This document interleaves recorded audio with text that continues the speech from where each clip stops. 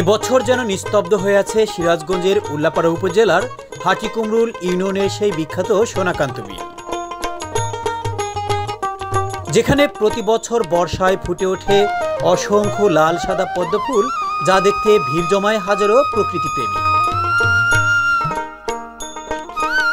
বর্ষার ভরা মৌসুম চললেও এবছর বিলে তেমন পানি না থাকায় পদ্ম ফুলের দেখাই যেন মিলছে না। গত বছরের মতো জল থই থই বিল আর তার উপর ভেসে থাকা পদ্মের পাপড়ির সেই মনকাড়া দৃশ্য যেন হারিয়ে গেছে স্মৃতির পাতায়। স্থানীয় এক চাচা গামছা পরে পদ্ম ফুল তুলতে নেমেছেন বিলের মাঝে। বহু কষ্ট করে পুরো বিল জুড়ে মাত্র 4টি ফুলের সন্ধান পেয়েছেন। বিলের পানি ধরে রাখার ব্যবস্থা না থাকায় এবং খনন না হওয়ায় প্রতিনিয়ত সংকুচিত হচ্ছে এই সোনাকান্ত বিল।